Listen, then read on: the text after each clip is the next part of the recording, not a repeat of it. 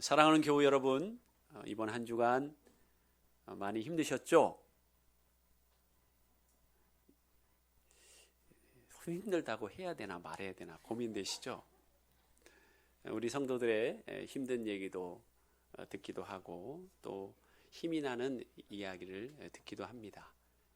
그러나 이 세상 살아가면서 어느 것 하나 참 쉬운 것이 없다라는 생각이 듭니다. 특별히 우리 여자 집사님들을 만나면 목사님, 이 세상에서 가장 힘든 게 육아인 것 같아요 라고 그렇게 이야기를 하세요. 남자들은 잘 모르겠죠? 안다는 거예요? 모른다는 거예요? 남자들은 솔직히 다는 몰라요. 그런데 한결같이 이 세상에서 제일 힘든 게 육아예요 라고 이야기하십니다. 이번 한 주간 육아 때문에 얼마나 많이 힘드셨습니까? 또 아이들이 크면 또 사춘기라고 또 힘들고, 직장에서 사람들과의 관계 때문에 또 얼마나 힘드셨습니까? 직장은 일이 힘든 게 아니고 관계가 힘들어서 힘들다고 하더라고요. 여러분, 경기가 너무 안 좋은데 여러분이 경영하는 사업 때문에 얼마나 또 힘드셨습니까? 여러분, 그런데요, 정말 우리를 힘들게 하는 게 있습니다. 그게 무엇이냐면 내가 계속해서 반복해서 죄를 짓는 모습을 보면서 내가 좌절하는 것, 그것이 정말 우리를 힘들게 합니다. 여러분, 그렇지 않으십니까? 분명 예배를 드리고 은혜 받아서 결단했는데 매일 큐티의 말씀 가운데 은혜 받고 결단했는데 그것들이 내 뜻대로 되지 않고 계속해서 죄를 반복해서 지을 때 계속해서 우리 자녀를 정죄하고 또 나쁜 말로 윽박지르고 또 배우자에게 정말 좋은 얘기 하고 싶은데 그게 안 될 때,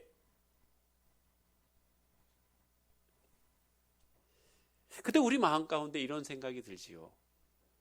내 정말 평생 이렇게 죄를 계속 짓다가 다람쥐가 쳇바퀴 돌아가듯 도는 삶만 살다가 나의 믿음은 한 발자국도 전진하지 못하고 이렇게 살다 마는 거 아니야? 라는 두려움이 우리를 참으로 힘들게 합니다.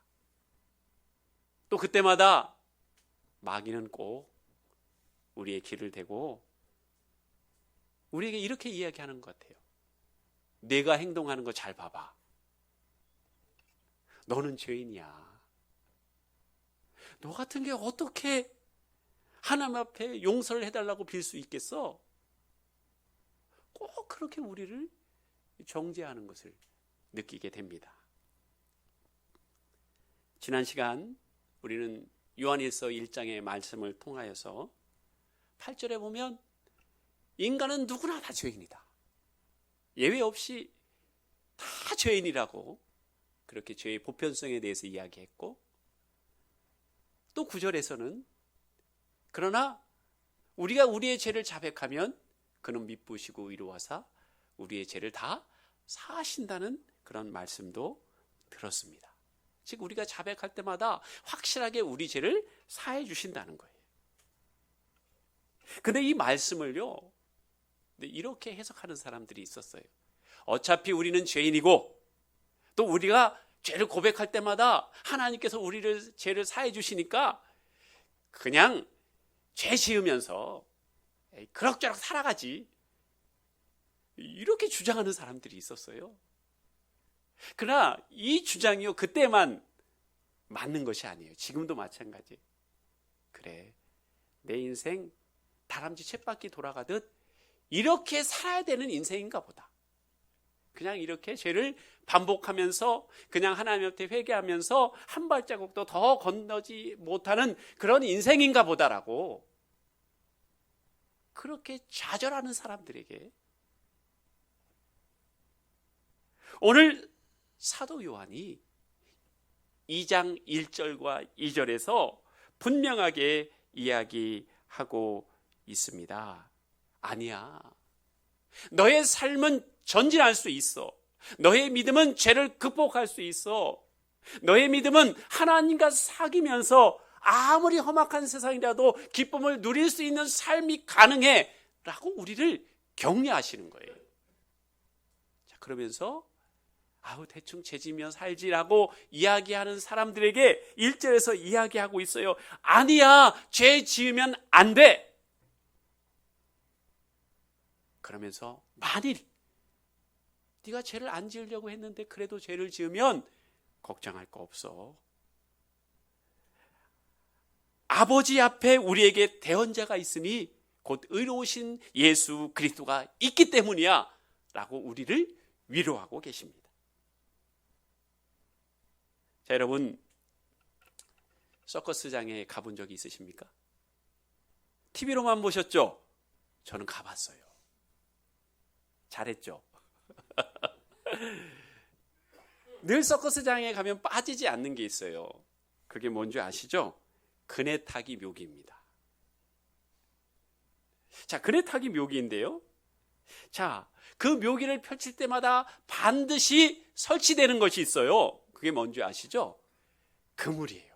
맞아요, 그물이에요. 그래서 고개사가 고개를 하다가 혹시 실수해서 떨어지더라도 걱정할 게 없어요. 한 번을 실수해도 돼요. 두 번을 실수해도 돼요. 10번을 실수해도 돼요. 그물이 그를 안전하게 보호를 해줍니다. 자, 만약에 그물이 없다면 어떻게 될까요? 고개사가 고개를 할 수 있을까요? 어디 불안해서 어떻게 그걸 고개를 하겠어요? 여러분, 예수님께서 십자가에서 우리 죄를 짊어지시고 돌아가신 그 구속의 일은요, 우리 삶 가운데 그물과 같아요. 그래서 어떠한 환경에서도 우리가 불안해하고 두려워하지 않도록 우리를 든든하게 지켜줍니다. 여러분, 그 그물이요, 고개사가 서커스 하다가 떨어지라고 설치해 놓은 겁니까? 아니면 그물을 보고 자신감을 가지고 고개를 멋지게 성공하라고 설치해 놓은 것입니까? 여러분, 그물을 왜 설치했어요? 떨어지라고요? 아니지요. 그물이 너를 지켜주고 있으니까 안심하고 멋지게 고개를 성공시키라고 그 그물이 설치되어 있는 것이지요. 예, 맞습니다. 하나님도 우리에게 대언자 되신 예수 그리스도를 우리에게 주셨어요. 그것은 매일매일 우리가 반복해서 죄를 짓고 한 발자국도 못 나가는 인생이 아니라 오직 대언자 되신 예수 그리스도를 의지하며 죄를 이길 수 있는 능력을 그분으로부터 공급받아서 매일매일 한 발짝 한 발짝 전진해 나가는 저와 여러분이 되라고 주님께서 우리를 위하여 십자가에 달려 돌아가셨다는 사실이에요. 디도서 2장 14절의 말씀입니다. 다 같이 읽겠습니다. 시작.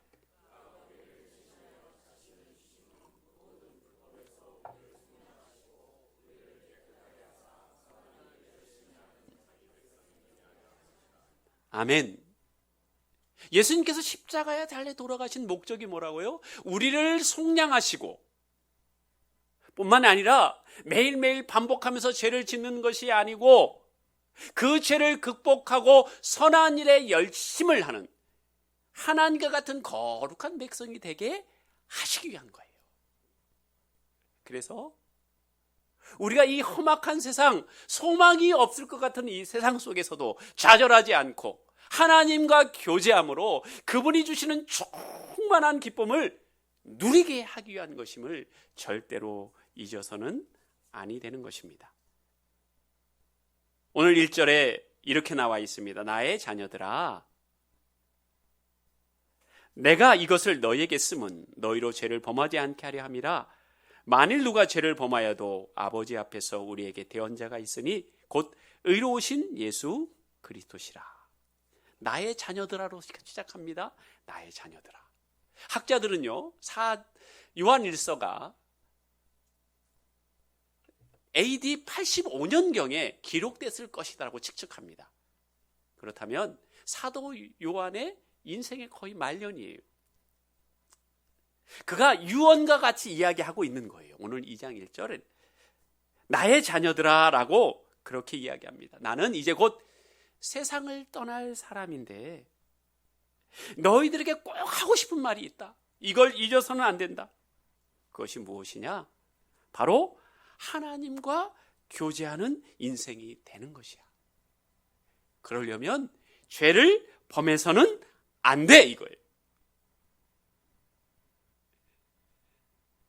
여러분, 성경은 이렇게 얘기합니다. 우리 삶의 모든 문제, 건강이든 자녀의 문제든 사업의 문제든 모든 문제는 하나님과의 잘못된 관계에서 비롯됐다고 성경은 계속해서 일관적으로 얘기하고 있어요.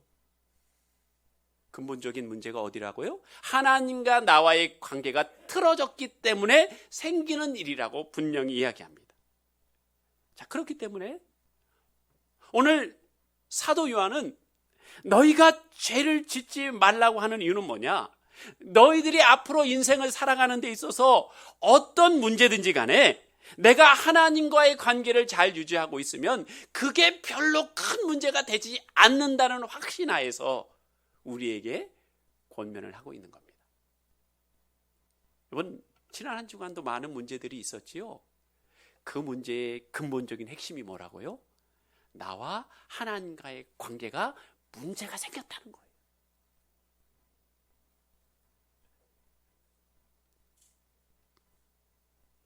여러분, 오늘 말씀 1절 나의 자녀들아 내가 이것을 너희에게 쓰면 너희로 죄를 범하지 않게 하려 함이고 우리에게 대언자가 있다. 그 얘기는 뭐냐? 우리가 죄를 지었을 때 이 죄를 해결할 수 있는 분은 한 분밖에 없다는 거예요. 그게 누구예요? 바로 예수 그리스도밖에 없다는 거예요. 자, 여러분, 구약의 제사는요, 예수님을 예표를 해요. 죄인된 인간이 어떻게 하나님과 교제할 수 있고 죄를 사함받을 수 있는지를 나타냅니다. 근데 이 제사는요, 죄를 근본적으로 해결하는 게 아니에요. 단지 잠시 죄를 가려줄 뿐이에요. 그래서 그 제사를 통하여 앞으로 이 죄를 근본적으로 해결할 수 있는 사람이 있다는 걸 가르쳐 줄 뿐이죠. 자, 여러분, 하나님은 거룩하시고 의로우신 분이에요. 그래서 우리가 죄를 지을 때마다 그냥 죄를 용서해 주시면 안 돼요. 왜? 하나님은 빛이시기 때문에. 그분의 속성과 충돌돼요. 그래서 우리 죄를 사해주고 싶어도 그냥은 사해주면 안 돼요. 그럼 그분 자체가 하나님임을 부인하는 거예요. 하나님 꼭 죄를 다루실 때마다 통과해야 되는 게 있습니다. 그게 뭡니까? 피 흘림이에요. 피 흘림이 있어야 죄를 비로소 사해 주실 수 있는 것이죠. 그래서 히브리서 9장 22절에 이렇게 이야기하고 있습니다. 율법을 따라 거의 모든 물건이 피로써 정결하게 되나니 피 흘림이 없은즉 사함이 없느니라. 그렇기 때문에 그리스도인들이 죄를 지었을 때 오직 예수 그리스도로 말미암아 구원받을 수 있고 예수 그리스도로 말미암아 죄를 용서받을 수 있는 거예요. 다른 통로가 없어요. 다른 통로가. 그래서 오늘 1절 말씀은 예수 그리스도를 통하지 않으면 죄사함은 없다는 거예요. 구원은 없다는 거예요. 그걸 지금 강조하고 있습니다. 그렇다면 우리가 죄를 안 지으려고 했는데 죄를 지었어요.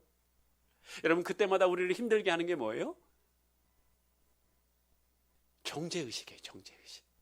나는 이것밖에 안 되나? 내가 큐티 양육을 받았는데 이것밖에 안 되나? 내가 지난주에 그렇게 결단했는데 내가 또 우리 애에게 지금 소리 지르고 있고 악을 바락바락 쓰고 있고 나 이거밖에 안 되나?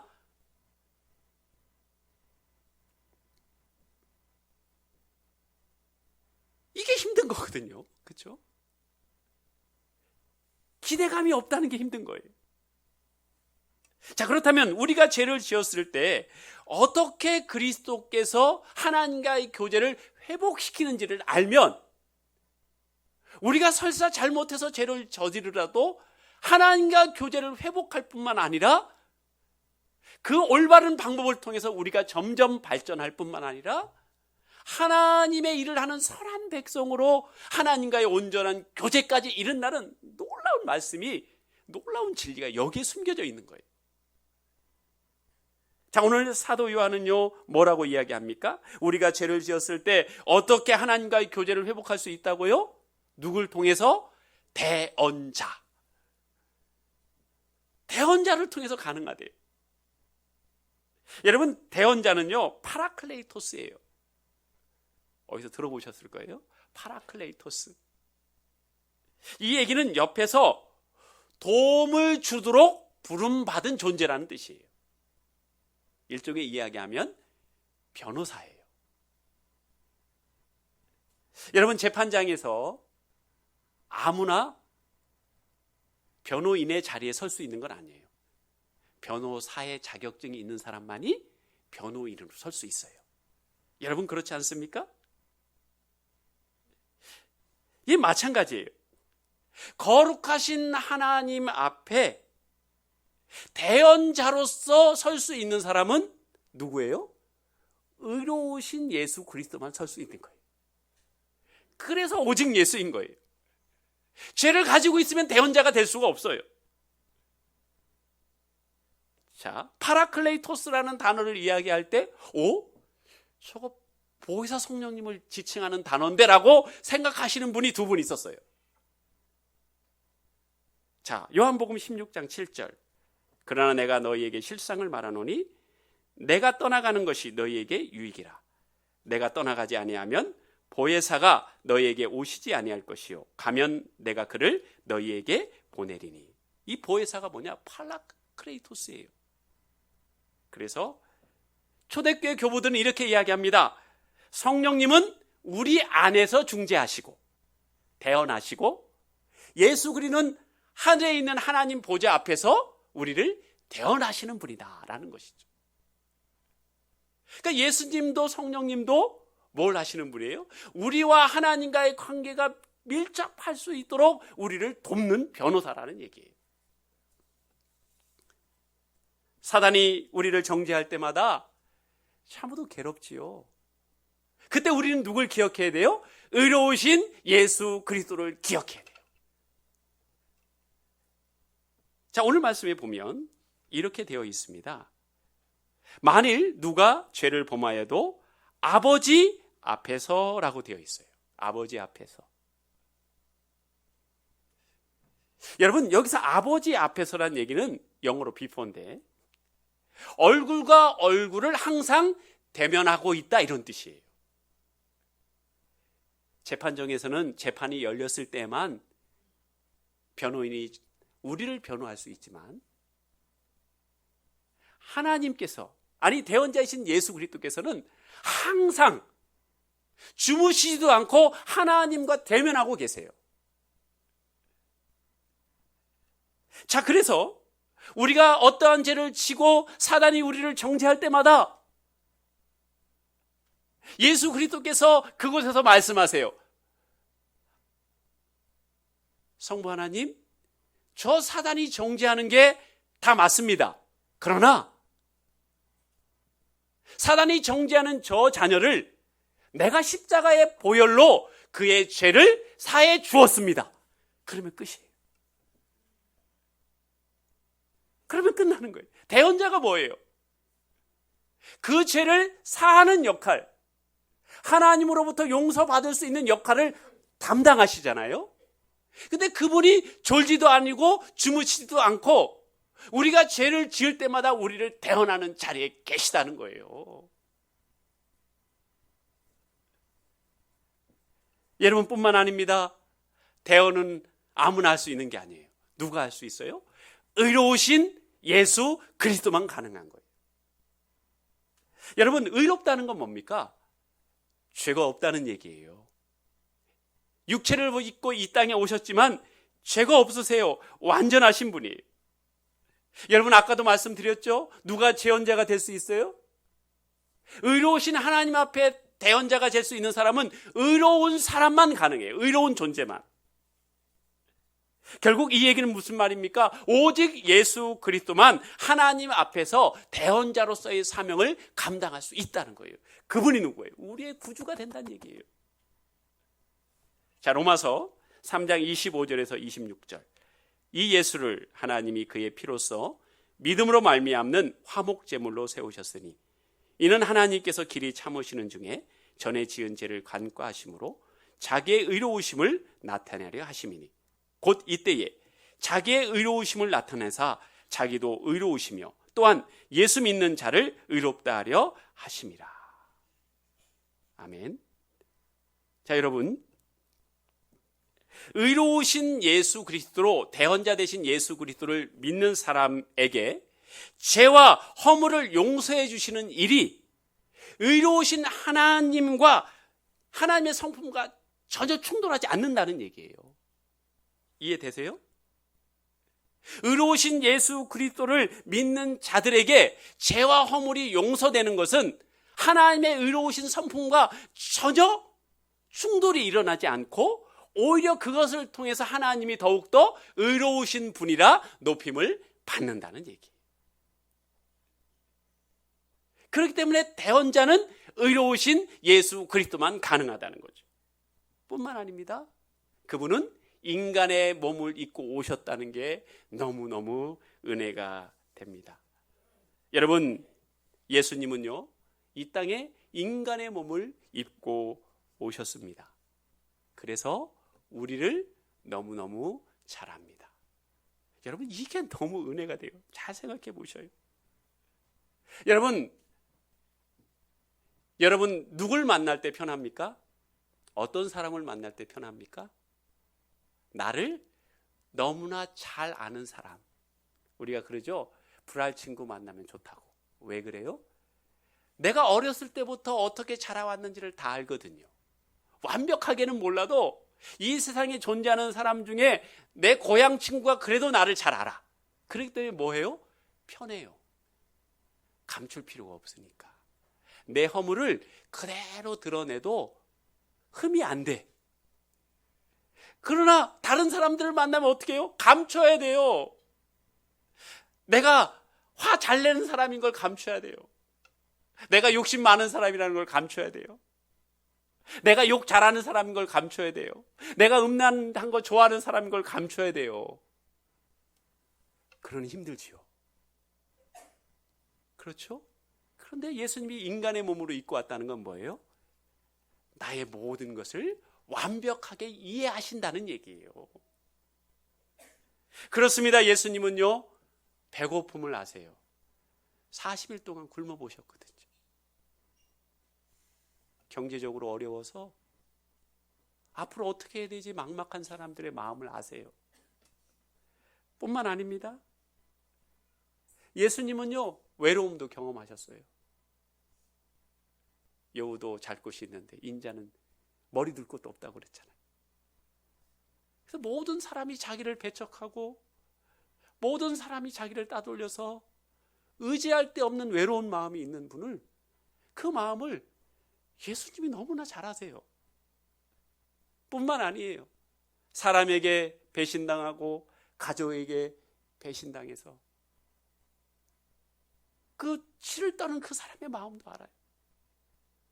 오늘 새벽에요, 전화가 왔어요. 저한테 12시 30분에 자고 있는데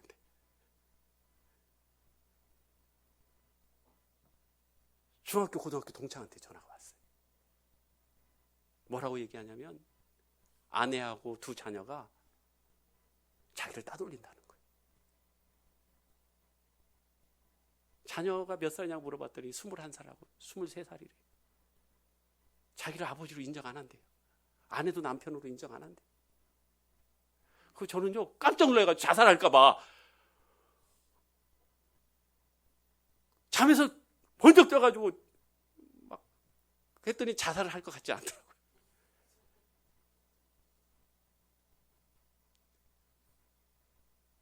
아내가 나를 버리고 자녀들이 나를 버려도 그 배신감 가운데 치를 떠는 그 사람의 마음도 아세요. 예수님도 배신당해 봤거든요. 뿐만 아닙니다. 예수님은 늘 기적을 행하실 때마다 그들의 아픔을 심장으로 느끼셨어요. 애통해 하셨다는 게 그 얘기잖아요. 그래서 귀신 들린 자녀를 가진 부모의 마음을 알아요. 늘 아파서. 여러분, 자녀가 아프면요 진짜 막막해요. 저도 자녀를 키우고 있지만 자녀가 아프다고 그러면요 이거 어떻게 될지 모르겠어요. 막 열이 40도 가고 이러면 어떻게 해야 돼요, 그거? 근데 그 마음을 아세요. 자녀를 먼저 보내고 슬픔 가운데 있는 어머니의 마음을 알아요. 우리 예수님이 그걸 아세요. 여러분, 이게 너무 은혜가 되는 거예요. 지난 한 주간도 내가 계속해서 무너질 때가 있잖아요. 반복해서 죄를 질 때도 있잖아요. 근데 예수님은요, 내가 그렇게 연약한지 아세요. 내 의지가 별로 강하지 않다는 걸 아세요. 숨길 필요가 없는 거예요. 사단이 나를 정죄할 때 인정하면 돼요. 그래, 나 그런 사람이야. 그런데 나에게는 의로우신 예수 그리스도가 나의 변호인으로 계셔. 그분을 붙잡으면 되는 거예요. 여러분, 그렇지 않습니까? 그게 능력이에요. 그게 권세고. 그분을 붙잡으면 돼요. 인정하면 되죠. 어느 집사님이 그렇게 얘기하시더라고요. 목사님, 저는 어떤 때 꼭 미친 사람 같아요. 왜냐하면 감정이 하루에도 수십 번씩 바뀐다는 거예요. 좋았다가 나빴다가, 좋았다가 나빴다가.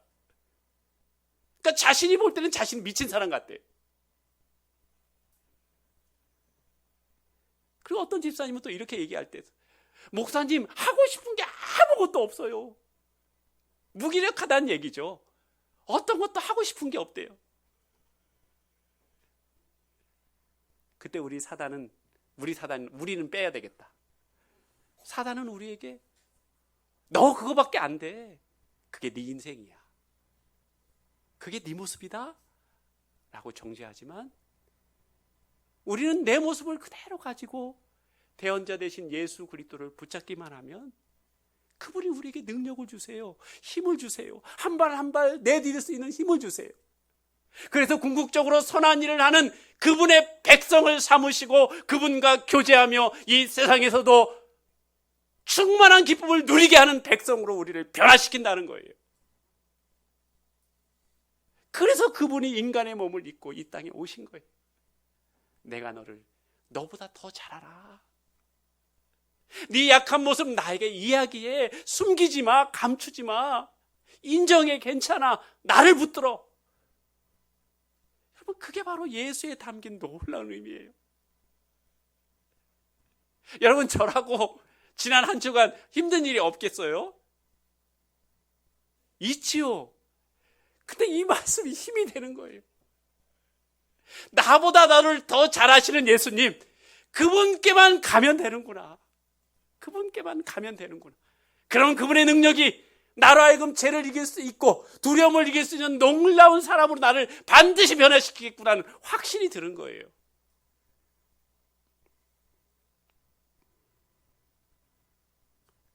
잠언 24장 16절, 대저 의인은 7번 넘어질지라도 다시 일어나려니와.